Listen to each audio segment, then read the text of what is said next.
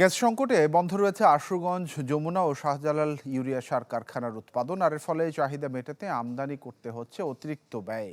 প্রতিষ্ঠান সংশ্লিষ্টরা বলছেন, দ্রুত চালু না হলে আগামী বোরো মৌসুমে দেখা দিতে পারে সারের সংকট। দেশে ইউরিয়া সারের অন্যতম সরবরাহকারী ব্রাহ্মণবাড়িয়ার Ashuganj fertiliser and chemical company limited, যেখানে প্রতিদিন উৎপাদন হতো 1200 টন পর্যন্ত সার। কিন্তু গ্যাস সংকটের কারণে 7 মাসেরও বেশি সময় ধরে কারখানাটির উৎপাদন বন্ধ। এখানে বন্ধ থাকলে ইন্টারনাল একটা করশন হয় এবং যন্ত্রপাতি আস্তে আস্তে নষ্ট হয়ে যাওয়ার উপক্রম। আমরা ব্যবসা বাণিজ্য নাই, আমরা গড় গুড়াও লেবার টেবার নিয়ে কর্মচারী নিয়ে আমরা খুব বিপদে আছি। প্রতিদিন এই কারখানায় ব্যাহত হচ্ছে প্রায় 4 কোটি টাকার সার উৎপাদন।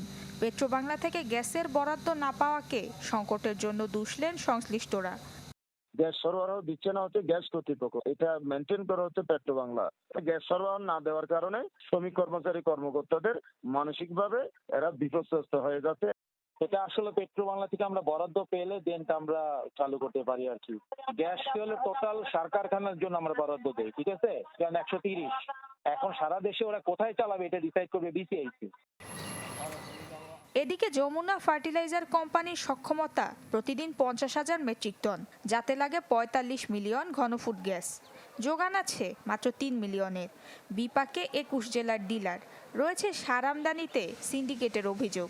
লোকসানে কৃষক, বেকার প্রতিষ্ঠানটির অসংখ্য কর্মচারী। কারখানা চালুর বিষয়ে এখনো ধোঁয়াশায় কর্তৃপক্ষ। আমাদেরকে আশ্বস্ত করছে যে আমরা হয়তো অল্প কিছুদিনের মধ্যে গ্যাস পাবো, কিন্তু ওরকম কোনো গ্যারান্টি নাই যে পাবো, এরকম কোনো নিশ্চয়তা নাই।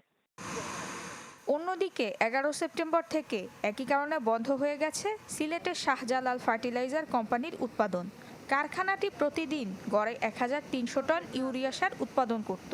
বিদ্যুৎ সংকট থাকায় কারখানায় গ্যাস সরবরাহ করা হচ্ছে না বলে জানায় সরবরাহকারী প্রতিষ্ঠান। Desk report, channel 24।